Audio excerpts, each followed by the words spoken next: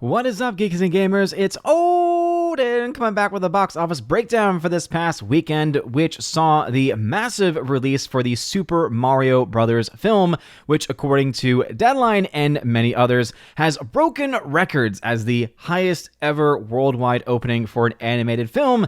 And I'm here to say a couple of things. One, it is a very impressive start for this film, and I think that the chances of the film getting to $1 billion is actually very, very high at this point. You take into a couple of factors. One, the week 2 drop-off not likely going to be all that massive, as the overall word of mouth on this film has been overwhelmingly positive. And two, this film has no real competition until the beginning of May, when you have the Guardians of the Galaxy Volume 3 film coming out. And so this film essentially has about a month to be able to run not only domestically but internationally, for the most part, unchallenged. And so I would think that $1 billion is actually very much likely in the future for this film. But what also can be true at the same time, this film doing very well, this film already breaking even, already making profit. To say it is the greatest ever, best ever worldwide opening, it's just not true when you adjust for inflation. And I can already hear the keyboard warriors typing their frantic, saying, "No, inflation, how dare you say that word?"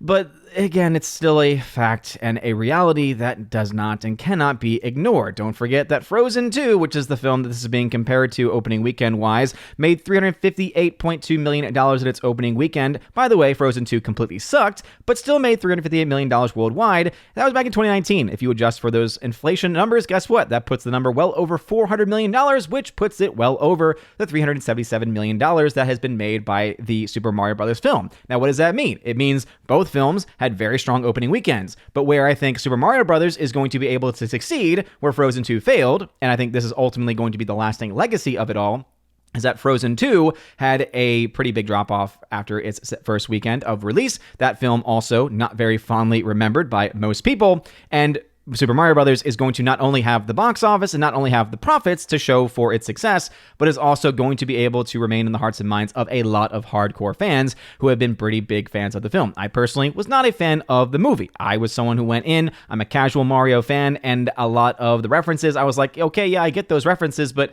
didn't really mean a whole lot to me. And I know it meant a whole lot to a lot of people, including Jeremy, who loved the film, amidst a plethora of other people, right? This film is clearly well-loved, and I'm never going to deny that fact, and I'm not even going to deny the fact that the chance of it getting to $1 billion is very likely. That all being said, facts matter, numbers matter, and adjustment for inflation, and inflation in general, is a real thing that needs to start to be taken into account, and has been needed to be taken into account for decades now when it comes to all of these overall charts. Not to mention, as you all know, I would much rather them, try to actually put this next to ticket sales and try to do their very best to give an estimate of the number of ticket sales for individual films, because I think that is ultimately the most important factor of anything, is how many actual tickets are you selling for a movie. But I digress. The film is doing incredibly well, but it is not really the biggest worldwide opening for an animated film. Again, just basic adjustment for inflation numbers, even going to Frozen 2's 2019 numbers. And that is one of many films, by the way, that this movie would not be able to beat out in today's dollars. It is something that still needs to be said. It also needs to be said that this film is completely dominating the box office. No doubt about that. Look at that. $33,000 per theater. Very impressive numbers. Don't forget also, this film did have a 5-day release, which is why its total gross right now is higher than a lot of these other films. And so some people, I think, are to wrongly compare the weekend numbers for this movie versus some other films that came out previously, and they're going to say, look at that $204 million number there, but they're going to ignore the fact that this film did get a early release on Wednesday. In fact, if you go ahead and pull up the comparison between Minions Rise of Gru, which is the film that I was saying I was going to be looking at as far as a comparison, and this is the reason why I think that $1 billion is absolutely on the table now, because this film is well over $100 million past Minions Rise of Gru. Even that of Frozen 2, right, $148 million. Just keep in mind that this film has an extra couple of days on both of these movies, or at the very least an extra day on these movies, because I believe some of them did get a day release earlier, but did not get the full, advantage of that. And so really, you would have to be comparing this to probably the 163, 186 of Frozen 2 to get the actual days correct. But regardless of any of that, the film still doing incredibly well. Kudos to the entire team at Illumination and at Universal for being able to pull that off. Don't also forget that this film, much like unfortunately so many big budget films, especially mostly from Disney and Warner Brothers, but Universal is a part of this too, had this film released in Communist China, which means that you're going to get hundreds of millions of dollars, I would guess, going to the Chinese Communist Party. And just like I call that out for every other film, I will call that out for this movie as well. Film is still doing incredibly well, though. No one can deny that fact and that reality. So, coming in the number 2 spot is John Wick Chapter 4 with $14 million, dropping a 49% there. So, again, another strong hold. That I will say, worldwide, this film is absolutely being gobbled up by the Super Mario Brothers film. So, a lot of people who may have liked the Super Mario Brothers film, many of them may have also liked John Wick Chapter 4. Well, here's the thing. John Wick Chapter 4 is now starting to run out of space to be able to kind of run up its overall tally. The film has not broken $300 million as the recording of this video, and I think that it has a chance to, but the fact that it hasn't done that yet means the chances of this getting to the $400+ million that I thought could be potentially happening for this movie might not likely happen at this point. If anything, that points to the massive success of Super Mario Brothers, not necessarily to John Wick Chapter 4 not being well loved. Again, a lot of people have gone to see this movie, and this film is doing incredibly well, and is also, of course, adding to its overall profits. But I don't think this film, at this point, based off of where it's tracking, might have as good of a chance to be the highest grossing of the franchise, based on the numbers that we currently have in front of us. Coming in the number 3 spot is the Amazon Studios Air, and it's funny to see the shill media try to defend this film as being impressive in its overall release. Their excuse is, well, Amazon, they're fully embracing theatricals, so we have to at least praise that. Even though the film cost $90 million and it's made $30 million worldwide in its opening weekend. Yeah, okay. Keep on running with that. Not to mention, they've already admitted how much money Amazon invested in the marketing campaign for this movie. So the fact that you are seeing really not a whole lot of return on investment compared to its budget, not a good look for the film. Dungeons & Dragons in its second week of release did drop 63%. This film, as I said, even like last week, film just did not start off very strong, and so I do think this film is pretty much a guaranteed flop at this point in time. And then rounding out the top 5 is Scream 6 with $3.4 million. Going into individual films and individual releases, as you can see, we have for Super Mario Brothers film, $377.6 million with a $100 million budget. That means this film has already started to add to its overall profits. Going into John Wick Chapter 4, $268.7 million. Again, very, very good numbers here. But in comparison to the other John Wick films, it is definitely not necessarily keeping up with that same type of pace. And I think a big part of that, of course, is the fact that it's not it's kind of, again, being gobbled up and taken over in many respects by the numbers from the Super Mario Brothers film. As you can see, when comparing these two films, John Wick Chapter 3 to John Wick Chapter 4, John Wick Chapter 3 shows itself to have an edge on several of these days. Of course, there is still some more strong love being shown, but it's not strong enough, I think, to be able to really see a light or a path for the Chapter 4, the fourth chapter of this franchise, which, by the way, fantastic film, to be able to get to that point of the $373 million adjusted for inflation. Remember that this is also using a metric that is not using the actual rate of inflation and uses a smaller number, a smaller metric. And so, again, unless they've updated it since then, but regardless of that, the film is still doing quite well.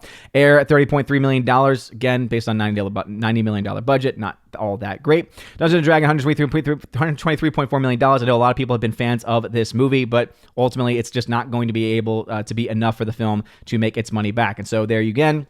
The Frozen 2, 358.2 is not adjusted for inflation, and you recognize the fact that the rate of inflation would put $1 today worth about $1.18 or $1.20 back in 2019. That means that this film times 1.2 times 1.18 again gets to that $400+ million number. So as you can see, even just one movie alone shows pretty clearly that Mario Brothers doing very well. Not the highest grossing of all time, though, and that is, again, something that I will continue to harp on any and all films. I've been consistent on that with Avatar. I've been consistent on that even with John Wick, the John Wick films, which I, again, are a big fan of.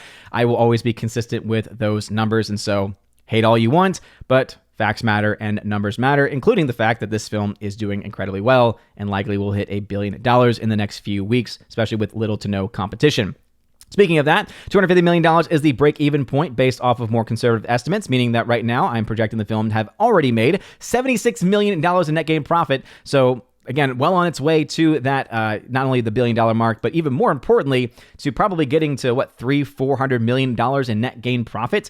Very impressive numbers, to say the least, easily justifying this film to continue and to not only start, but also continue and run with a massive franchise. Can't say the same for the film Air from Amazon Studios. In fact, I would say that while Deadline is praising them for, doing well, by some standard, by the fact that they embraced a theatrical release, I would say that for Amazon, they would look at this and say, wait a minute, maybe theatrical is not necessarily the way to go because, we spent a lot of money on this, and that's just the production budget. And just typical marketing costs would have the film at $160 million, but I'm pretty sure they spent a little bit more on marketing for this movie. And let's just say, not a good look for them. Dungeons & Dragons at $150 million in the red. Based off of these numbers, I'm projecting it to lose somewhere between $118 and $76 million. So this film guaranteed to be a flop. Look at John Wick Chapter 4. It's made $11.3 million in net gain profit. But this fact that it's been out now for a few weeks, I would expect that this film, based off of its initial numbers, would be a lot better, but it does not seem to be holding up specifically in the international marketplace. It's still doing pretty well in its holds in the domestic market. Internationally, though, it's looking like Super Mario Bros. Is taking over the market in many different ways. Shazam 2 doesn't have a wing or a prayer, $110 million in the red. This film will likely end north of $100 million as far as its losses are concerned. Scream 6 still adding to its profits bit by bit. 65 still a flop.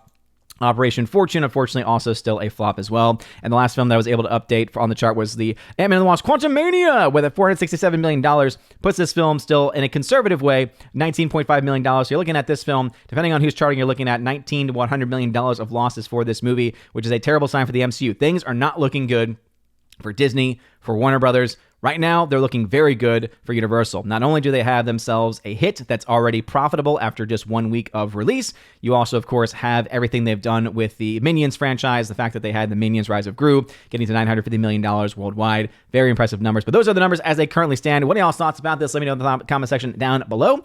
Also, do you think that Super Mario Brothers is going to hit $1 billion? I think that the chances for it to happen are very, very strong at this point in time. Again, I will have my official estimate, and I will officially accept my fate or not of eating pineapple on pizza next weekend when we get those second weekend numbers. I'm expecting them to be a pretty strong hold, and I'm expecting this film to probably be north of $500 million by the end of next weekend, which I think is absolutely doable with little to no competition.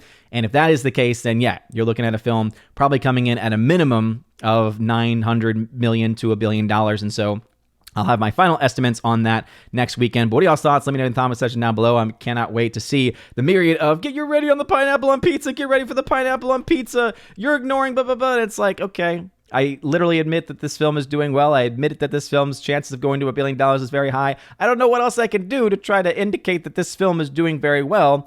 But I'm also still going to be honest about these numbers and say, yes, these are very impressive. But historically, when you actually adjust these numbers, it is definitely not probably within the top five or top 10 all-time grossing animated films. Very impressive still, but facts matter. Anyway, stay triggered. Have a wonderful day, everybody. I hope you all had a blessed and wonderful Easter weekend, a rest of your Easter Monday as when this video is being reported. And if you want to see an even more full box office breakdown, check out my video over at ombReviews.com. I'll try and have a ticket breakdown as well, comparing this film to some other animated films, and just to give you an idea of that rate for adjustment for inflation for those that for some reason maybe don't actually understand the concept. So you guys are great. Have a wonderful day, everybody. And as always, God bless.